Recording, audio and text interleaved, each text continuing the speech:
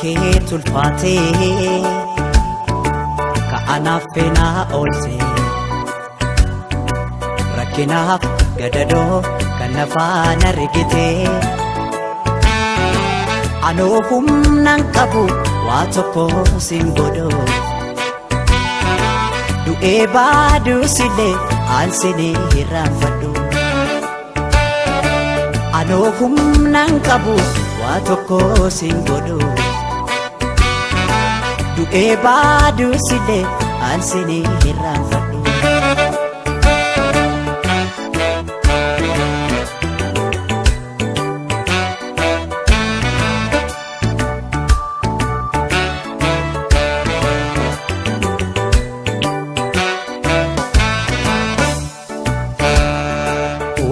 dandeessuu koo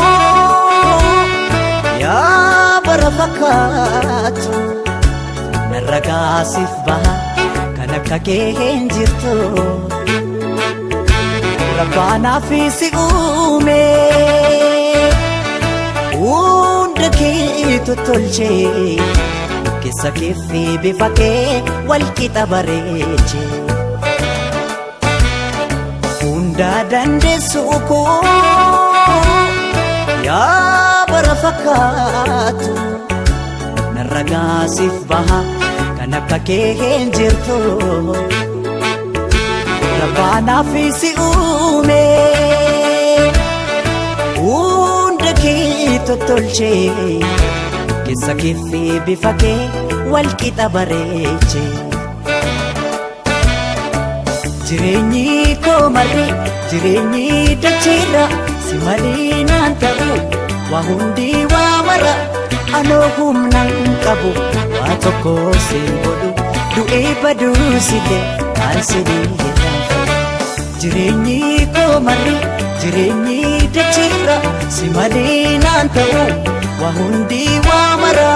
anoo humnaan qabu waa tokko sin godhu du'ee baduu sillee aansinii hirraanfadhu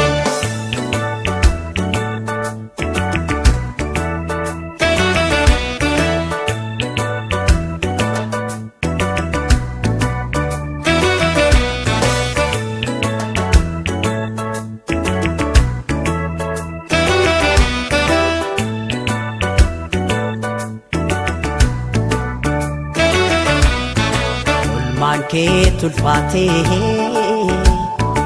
ka'anaaf feenaa oolte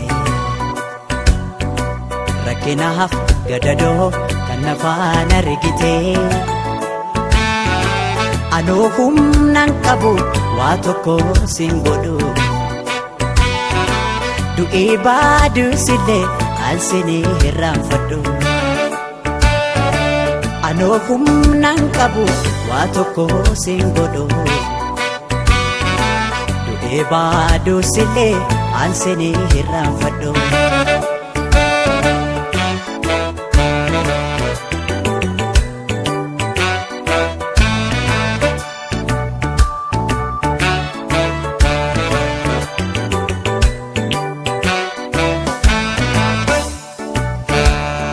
kam himeen kam dhiisaa waan ati naaf taate rakkannaani rakkate gaddinaani gaddite obseetoo beektuutu yaa goota jaalala naaf jiraadhu malee maalaan jedha sila kam himeen kam dhiisaa waan ati naaf taate rakkannaani rakkate gaddinaani gaddite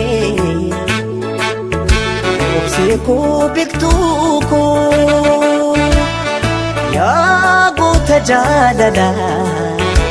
naaf jiraadhu malee maalaan jedha sila waa'ee kee ibsuudhaaf an jechootan qabu yoo jirtuun an jira kanaan achiin jiru anoo humnaan qabu waa tokko sin godhu du'ee baduu sillee aansinii hirraanfadhu waa'ee kee ibsuudhaaf an jechootan qabu yoo jirtuun an jira kanaan achiin jiru anoo humnaan qabu waa tokko si godhu du'ee baduu silee an silee irraan fayyadu.